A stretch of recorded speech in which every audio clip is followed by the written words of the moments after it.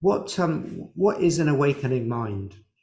And this is a question that John Teasdale poses in his book, What Happens in Mindfulness, which is a great book, um, kind of looking at the sort of mechanisms and processes and themes that come up in mindfulness training and that seem to lead to its salutary effects.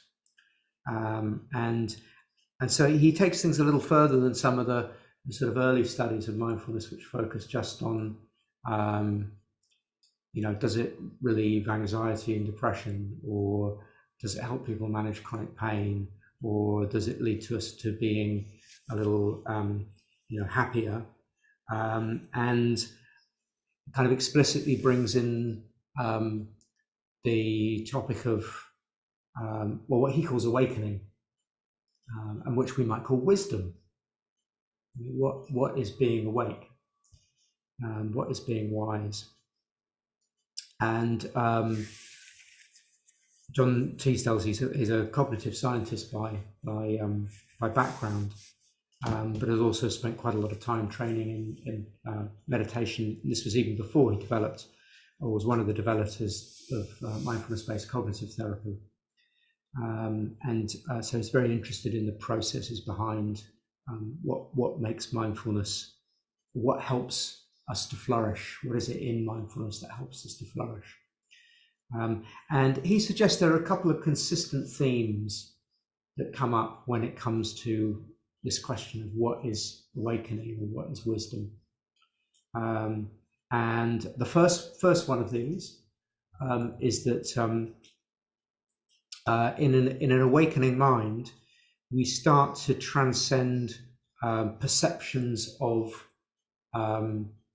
separation and duality.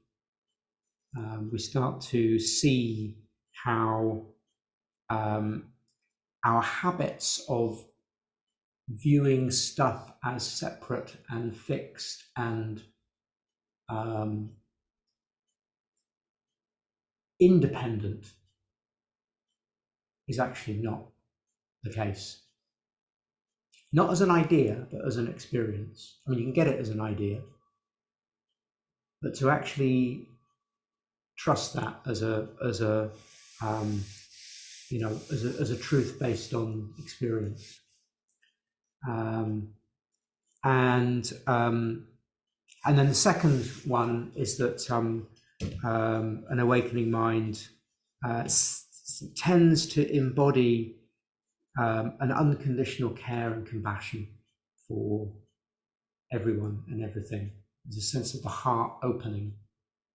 Maybe the two are connected, huh? Kind of the heart opening, because if we're separated and independent and not connected to everything else, chances are we're not going to get an awakened heart that connects with care and compassion for everything. So they are connected qualities. And I'm going to just focus on the first one this evening. Maybe we'll come to the second one at a later date. I mean,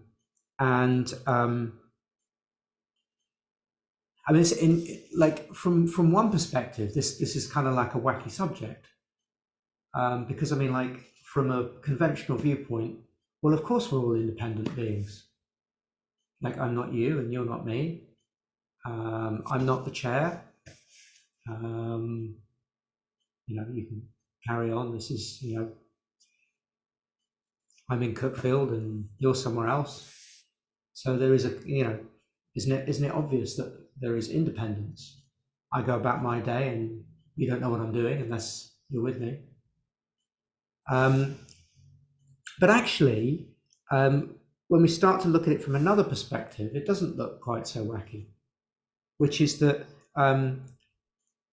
isn't it true that everything that I or you experience is dependent on a vast range of causes and conditions? So even if we go back a few weeks, how many people have affected your life in the last few weeks? Either directly, because you've had a conversation with them, or you've seen them in the street, or indirectly, Like, who made your food? You know, or who grew it? If you made it, you know, if you cooked it yourself, who grew it? Who got it to you? And then we can go back. We could go back even further, couldn't we? Like, you know, we talked in the meditation I mentioned about like us having the shared language, which we call English. Well, where did that come from? How did we each learn that? Who taught them?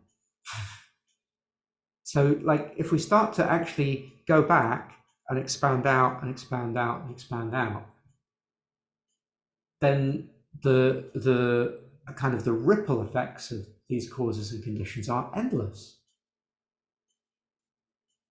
I once heard it said that every breath of air that we breathe in was the molecules in that air were also breathed out by Julius Caesar. To take a random figure, insert your own favorite historical person.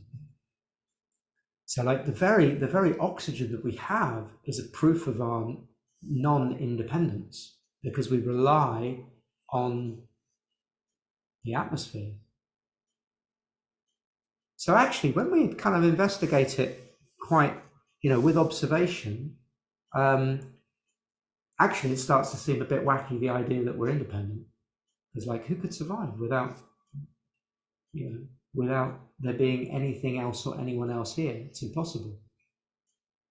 It wouldn't last a moment.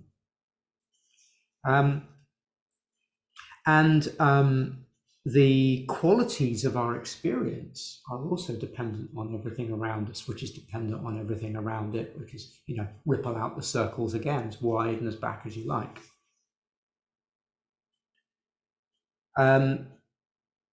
So actually, it's not so sort of weird an idea. I mean, you know, you know, you sort of hear interpretations of it. Oh, everything's one and connected, and you know, it can have a sort of a tenor of wackiness to it. But actually, looking at it from a very sort of careful and considered and rational perspective, it is the case.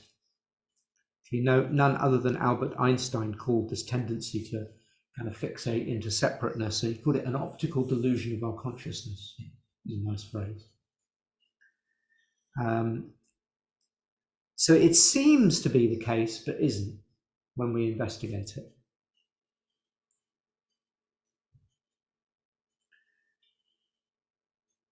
It doesn't mean, by the way, that I am you and you are me.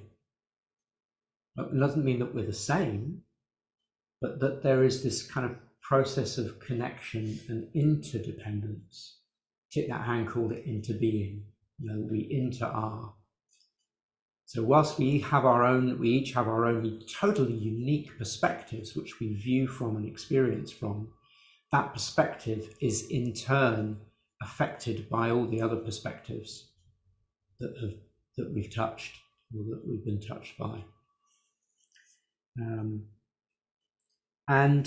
It seems to be that the more that we can experientially recognize this and connect to it and open to it and trust it, the less we experience stress. Because a lot of stress actually comes from the mind's attempt to keep that other view in place, as in like the fixed me and the fixed you. Because it's a whole lot more difficult when we recognize this interdependence, because, you know, it requires us then to meet experiences afresh. This is why we talk a lot in mindfulness training about beginner's mind, about the valued quality of looking afresh, because we can start to see that, you know, things are continually changing and being influenced to be different by all of those causes and conditions, including all of us, which is quite a lot of work for the brain to process. So of course we have our shortcuts, and we need those shortcuts. They're okay. But it's when somehow those shortcuts become so fixed that we're out of touch with reality, and then that view jars up against reality, and that creates stress and pain. So it seems to be a healthy, a healthy process to kind of unhook from that sense of things being completely separate. Even though, of course, we need to be able to see you and I, or that's a chair. But you say that's a chair, but I mean, what makes it a chair? Like, is it the legs that make it a chair, or the seat, or the back? What about if we take the back off? Is it still a chair? What about if we take the seat off? Is it still a chair? Or the legs off? At what point does its chairness arise? And it become an actual thing called a chair? There's some famous. I mean, this is a sort of a well-known Buddhist thought experiment. I think the ancient Greeks had one too, didn't they? Theseus's ship is familiar to anyone? At what point does Theseus's ship actually become a ship? At what point during the building of it is it Theseus's ship rather than just a collection of wood?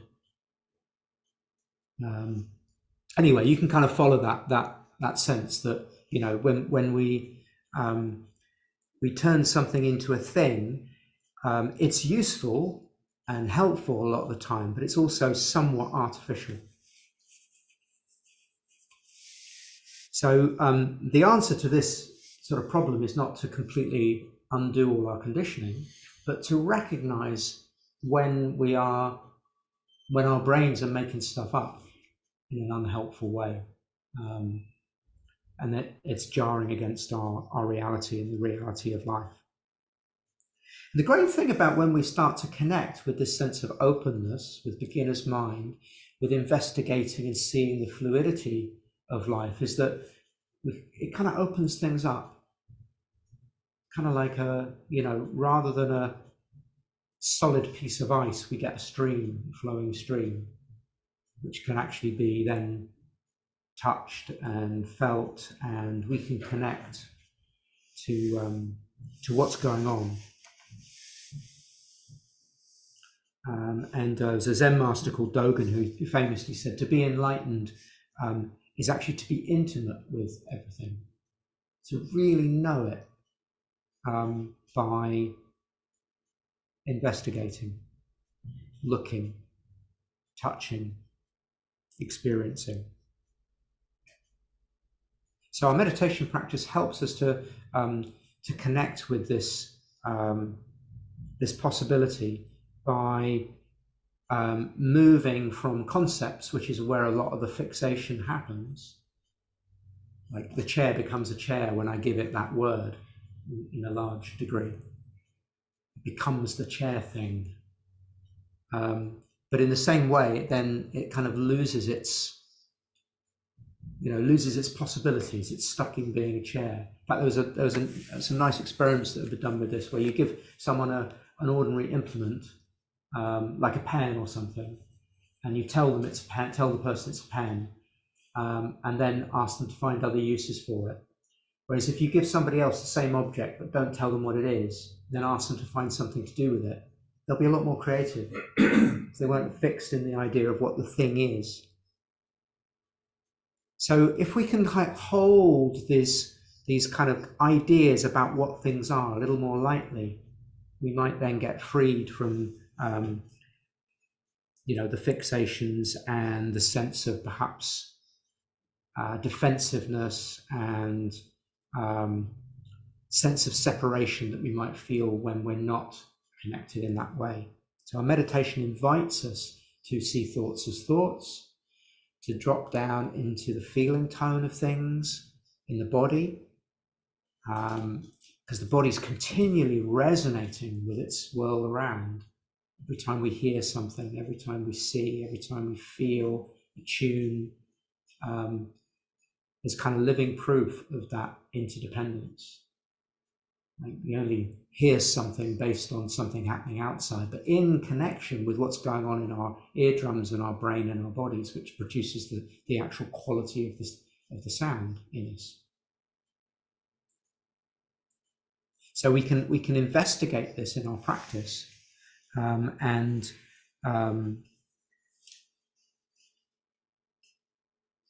test it and find out. And what a lot of people seem to discover is that when we test this over and over again, we let go to some degree of the strength of the ideas in our minds that maybe don't relate with reality, that we become a lot happier.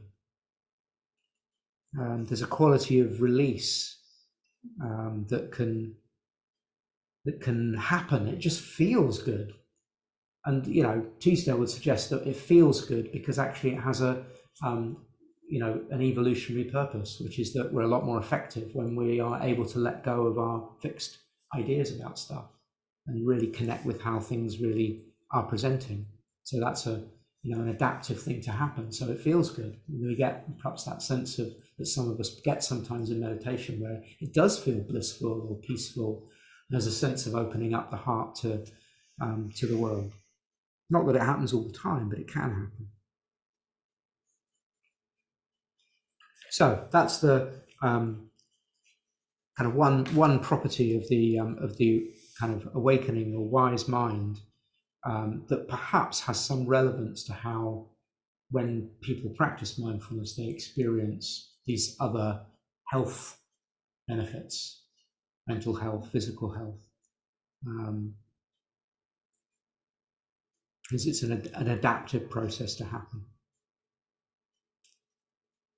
I remember the first time I felt it was when I went on a month-long retreat, and I was sitting outside one day, like in a break between the meditation, and just feeling this inexplicable sense of connectedness to nature. And I was watching a butterfly land on a flower, and just kind of, without there really being any words, just the kind of beauty of the moment of my eyes and the flower and the butterfly and what seemed like the kind of shimmering of the trees around. It was such a beautiful moment. It was about 20 years ago, and I can still remember it crystal clear as a moment that really changed something for me in my practice. Some of us may well have other moments where that's happened in some way.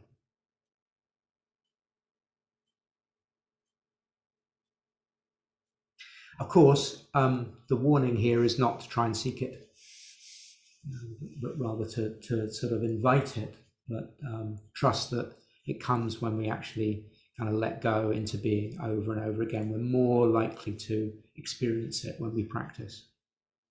But you can't force it, because as soon as you force it, you've created another thing to try and get, and